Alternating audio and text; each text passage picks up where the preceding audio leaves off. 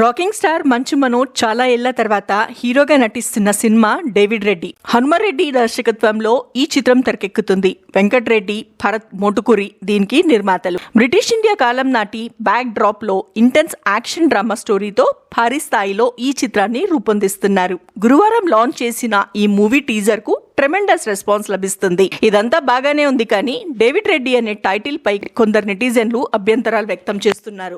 David Reddy title పై ఓ netizen tweet చేస్తూ, ఇంకెన్నాళ్ళు bro Reddy tag David చౌ అని పెట్టుకో, 200 సెంటర్స్ లో 100 డేస్ ఆడుతుంది అని అన్నాడు. ఇక్కడ చౌ అంటే చౌదరి అని ఉద్దేశంతో పెట్టాడనే సంగతి ప్రత్యేకంగా చెప్పాల్సిన పనిలేదు. దీనిపై హీరో మంచు మనోజ్ రియాక్ట్ అయ్యారు. నేను ట్రై చేశాను బ్రో, కానీ వాళ్ళు నా మాట వినలేదు అని పేర్కొన్నారు. దీనికి ఒక స్మైలీ ఎమోజీ చెత్త చేశారు. ఇక్కడ మనోజ్ దర్శక నిర్మాతలు తన మాట వినలేదని అన్నారో లేదా పేరు తర్వాత ఆ ట్యాగ్ పెట్టుకోవడానికి సామాజిక వర్గం వాళ్ళు ఒప్పుకోలేదనే అర్థంతో చెప్పారో తెలియదు కానీ ఈ పోస్ట్ ప్రస్తుతం నెట్టింట వైరల్ అవుతుంది. 1897 నుంచి 1922 మధ్య కాలంలో జరిగే కథలో డేవిడ్ రెడ్డి సినిమా తెరకెక్కుతుంది. ఇందులో డేవిడ్ రెడ్డి బ్రిటిష్ వారికి కాదు ఇండియన్స్ కి కూడా శత్రువే అని, అతనికి పీస్ఫుల్ గా ఉండడం రాదని, ఏదైనా వెళ్లి కొట్టి తెచ్చుకోవడమే తెలుసని మంచు మనోజ్ చెప్పారు. ఇండియాకి స్వాతంత్రం అడిగి కాదు కొట్టి తెచ్చుకోవాలనే అన్నదే డేవిడ్ రెడ్డి ఉద్దేశమని, బ్రిటిష్ వాళ్ళు ఊర్లు తగలబెడుతుంటే ఆ హింసను హింసతోనే సమాధానం చెప్పే యోధుడిగా